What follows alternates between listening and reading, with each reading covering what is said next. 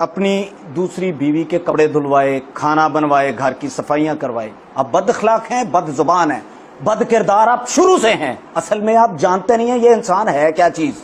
बाप नाम की चीज तो इसमें कोई चीज ही नहीं है। बाप की सपोर्ट की बजाय बाप की ये जलालत तो बीच में तो कुछ नहीं कर सकता। ऐसा बाप, बस क्या बताऊं आपको, इस बंदे ने तो मुझे बिल्कुल मार दिया हुआ था। ये समझे कि ये बच गए हैं दोनों। करिश्मा है कि मैं ये अभी जिंदा हूं और मैं होश में हूं, वरना होश में ना होता। मेरे नाना का प्लॉट मेरी माँ के थ्रू बिकवाया इस बंदे ने। ये सारी फैमिली मुजरिम है। और जब मैं इस बंदे के घर गया हूं, इसका मुझे पैगाम यही आया कि मैं तेनू मरवा देंगा। रंगीन मिजाजियां भी देखेंगे, कोई आ रहा है कोई जा रहा है। ठीक है, समझ आ रही है आपको बात कि मैं क्लियर लफ्जों में बोल दूं। मैं बेसिकली थोड़ा बदतमीज टाइप आदमी, उसी की तरह का, सेम ऐसा ही। वो सारे मीडिया पे बैठ के ये कहेगा कि हाँ मैं ये हूं। हो सकता है दिल के अंदर कहीं किसी कोने में इससे गंदी गालियां मेरे अंदर पड़ी हूं। लानत भेजता हूं मैं इसके घरों पे, इसकी गाड़ियों पे और इसकी बच्चों की परवरिश पे। 4 दफा जिंदा किया जाए, 4 दफा मारा जाए। लानत है ऐसी बेपता पे, लानत है ऐसी परवरिश पे, और लानत है आज तुम्हारी इस पोजीशन पे। तेरे पास शराब पीने के पैसे होते थे, तेरे पास फीड कराने के पैसे नहीं होते थे। इस बंदे का इतना खौफ मेरे अंदर था कि मैं दुकान से चोरी करके लाकर चीजें पूरी कर देता था। माँ बहन की गंदी गालियां बेटा बाप को नहीं देता। लानत है ऐसे बाप पे कि भाई हेल्प हेल्प, वो तुम जम्या नहीं। ये सारा कुछ हकीकत है। ये बचपन के वाकयात नहीं है, ये स्टिल थ्रू आउट जब तक हम रहे हैं। देखें जी, 20-21 साल की उम्र तक रहे हैं। वालदा के बाद कट ऑफ हो गया, उसके बाद बच्चों की बारी आ गई। ये इस तरह रहा है। एजुकेशन जो मेरे भाइयों की या जहां तक मेरी है, वो स्टेप फादर ने। ये क़यामत के दिन तक मैं उस इंसान का देनदार हूं। मैंने पहले भी बताया, मेरा ख्याल है कि 2 साल पहले, 2 या 2.5 साल पहले मैं भाग गया था, क्योंकि मेरी इनसे ज्यादा बुरी हालत हुई थी। तो शादी के बाद एक बंदा अपने 16-18 साल के बच्चे को ये कहे गंदी गलीज गालियों के साथ कि कल तू कॉलेज जाना, तू नहीं जाना। अब आप अपने जवान बेटों से अपनी नई नवेली दुल्हन के कपड़े धुलवाओगे, सफाइयां करवाओगे, तो कौन सा बेटा रहेगा वहां पे। एक तो यार तशद्दुद एक अलग चीज है। आप इज्जत भी नहीं करते, बच्चों से प्यार भी नहीं करते, आप बद अखलाक हैं, बद जुबान है, बद किरदार आप शुरू से हैं। ये सारा कुछ हकीकत है। असल में आप जानते नहीं है ये इंसान है क्या चीज। मैं बचपन से देखता आ रहा हूं इस बंदे को। बाप नाम की चीज तो इसमें कोई चीज ही नहीं है। जिस एज में हम भागे हैं घर से, जिस एज में औलाद भागी है, बाप की सपोर्ट की बजाय बाप की ये जलालत तो बीच में तो कुछ नहीं कर सकता। बच्चा पढ़ रहा है, बच्चे ਨੂੰ मार रहा है कुत्ते की तरह, तू नखेद है। ये बाप की सपोर्ट है, ऐसा बाप। बस क्या बताऊं आपको, मैं इस वक्त सरवाइव कर रहा हूं। अब जैसे ये घर है, ये इसका मैं 30,000 पर मंथ रेंट है। गाड़ियां मेरे पास 3 है, इसका कुछ नहीं है।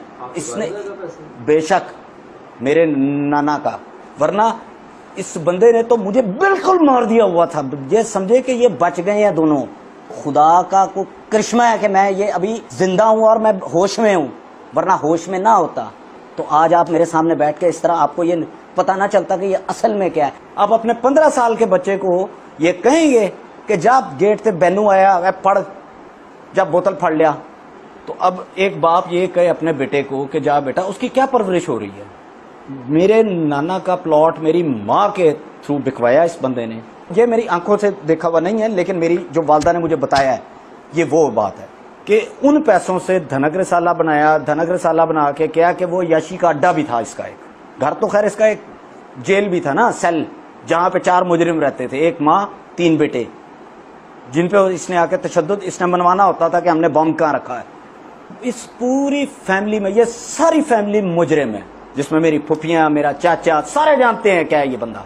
इन सब में से किसी एक ने ये नहीं कहा कि जा हसन निसार हम तेरा बाइकआउट करते हैं, तू अपने बच्चों के साथ ये करता है। ये सारी कम्युनिटी, इसके दोस्त, ये सारे मुजरिम हैं। 15 साल का बच्चा को 4-5 लफंटर आए हुए हैं, सारे याश। बाकी आप खुद समझदार हैं, पूरी दुनिया बेवकूफ नहीं है। ट्रे में ला के बर्फ with ice cubes, ice box, शहनशाही, ये पल्ले तेरा कख नहीं है, तो वो सर्व कर रहा है। ये तमाशाई देखते रहे, तमाशाई बने रहे हैं सारी जिंदगी। ये इसके दोस्त तमाशाई बने रहे हैं। मैं फिर भी, मैंने कहा यार शायद मेरे से ही कोई गलती हुई है। मैं फिर भी माफी मांगने चला गया। पता नहीं मेरी कुंद दिमाग था ना। अभी भी खैर कौन दिमागी, दादी ने बुलाया था। अच्छा उसमें भी दादी ने बुलाया था कि प्यो को माफी मांगो। मैं ओके आ रहा हूँ। मैं दादी को मिला, दादी के बाद मैं कमरे में गया, जो महसूस लेटे हुए थे एंड मुंह पे तौलिया रख के, तौलिया टाइम मुझे देखा तो करंट लगा। तू इथे किथे? मैं कहा जी की हो गया? वो तू इथे ना कर, मैं तेन मरवा देंगा। ये बाप होते हैं। और जब मैं इस बंदे के घर गया, इसका मुझे पैगाम यही आया कि मैं तेनू मरवा देंगा। पहली बात तो ये कि तुम्हारी ग्रूमिंग ही गंदी थी, तुम्हारी परवरिश जिसे आप कहते हैं औलाद पालना, वो ही गलाजत से भरा हुआ था। जाहिर है बेटे हैं वहां जिस घर में रह रहे हैं वो देखेंगे तो सही, रंगीन मिजाजियां भी देखेंगे, कोई आ रहा है कोई जा रहा है। ठीक है, समझ आ रही है आपको बात कि मैं क्लियर लफ्जों में बोल दूं? मुझे सपोर्ट मिल गई मेरे पहले स्टेप फादर की। बाप ने बाप की कमी पूरी की। मैं बेसिकली थोड़ा बदतमीज टाइप आदमी, उसी की तरह का, सेम ऐसा ही। ये तो हाथ बाद में चलाता, मैं हाथ पहले चलाता हूं, बात बाद में करता हूं। तो मुझे सपोर्ट मिली मेरे स्टेप फादर की। तो बेसिकली तरबियत जो होती है ना, वो बाप बच्चों का आइडियल होता है। जो मर्जी कर रहे हैं वो अपने बाप को कॉपी जरूर कर रहे होते हैं, कहीं ना कहीं कहीं ना कहीं कहीं ना कहीं। उसके बाद इनको ये तवक्को नहीं थी खास तौर पे मेरे से कि ये उठेगा और ये नीलाम कर देगा। वो अब वो सारे मीडिया पे बैठ के ये कहेगा कि हाँ मैं ये हूं, मेरी वर्थ ये है, मैंने अपनी औलाद के साथ ये किया, पहले अपनी बीवी के साथ ये किया, बाद में अपनी औलाद के साथ ये किया। पहला इंटरव्यू शेफर साहब ने जो दिया वो दिया गालियों का। नहीं देनी चाहिए थी गालियां, लेकिन उसने गलत नहीं दिया। हो सकता है दिल के अंदर कहीं किसी कोने में इससे गंदी गालियां मेरे अंदर पड़ी हूं, ये मुमकिन है, या शायद हैं। मैं बीमार हालत में घर से भागा था, अपनी टाइफाइड था मुझे जिस दिन मैं घर छोड़ के भागा था। इन भाइयों से 2 साल पहले टाइफाइड की हालत में भागा हूं। उसके पास 3 घर हैं, 3 घर हैं। बेलीपुर का घर देखा हुआ आपने, कितना बड़ा है? उसके पीछे मुलाजमों के कमरे देखे हैं, जहां इन्हीं का सेक्रेटरी आसिम से मिले हो कभी? जेड़ा लोगों को फोन करे तो कहता जी नाफरमान औलाद थी। और कुत्ते के बच्चे, नाफरमान औलाद की जाती है, होती नहीं है कोई भी औलाद नाफरमान। तो घर तो तू गोली मार, तेरी औकात ही नहीं थी। तू एक कमरा दे देता इन्हें कि चलो कम से कम ट्रीटमेंट करवा देता, तू तो किसी डॉक्टर को फोन करता, डॉक्टर आके ट्रीट करता। ये कसमिया बात है कि कभी भी औलाद नाफरमान नहीं होती किसी की। भाई नाफरमान औलाद बनाई जाती है अपने अमल से। ये 4 जिंदगियां खा के बैठा हुआ है आदमी, इसके 4 कसास बनते हैं। जायदाद जुदूद जड़िए वो सारा कुछ पासे रख दो ना, 4 दफा जिंदा किया जाए, 4 दफा मारिया जाए, 4 कसास इस इंसान के बनते हैं। फिर वो लोग भी बराबर के मुजरिम है जो इसके हल्का अहबाब में थे। वो मैं नाम लूं, एक एक का नाम लूं ना, तो उस बंदे को याद आ जाएगा अच्छी तरह कि हाँ ये बंदा ठीक बोल रहा है कि गलत बोल रहा है। ये बेसिकली तशद्दुद पसंद शुरू से ही है, जो हकीकत है शुरू से ही है।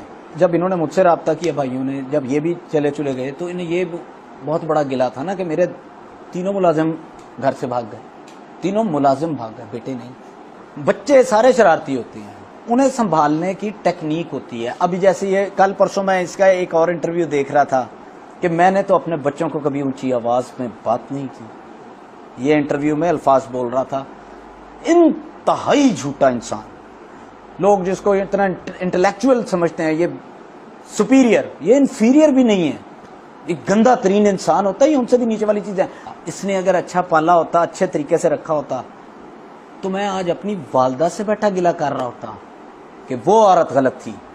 मेरी तालीम पे और मेरे भाइयों की तालीम पे जिस शख्स ने खर्च किया है ना, और उस बंदे के माथे पे कभी बल नहीं देखा मैंने। दिल से मैं कहता हूं कि दुआएं निकलती हैं ऐसे बंदे के लिए। और लोग कहते हैं सौतेला बाप, ये सौतेला बाप बंदा। मैं दिल से दुआ करता हूं, या अल्लाह ये मेरा सगा बाप क्यों नहीं था?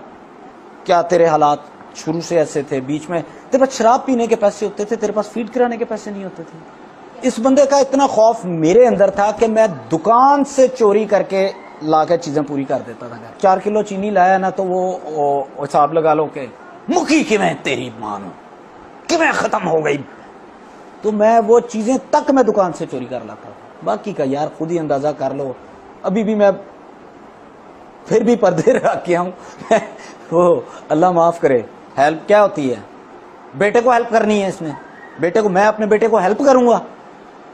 लानत है ऐसे बाप पे कि भाई वो हेल्प। और तू जम्या नहीं। मेरी ये डिमांड है इनका ट्रीटमेंट कराए।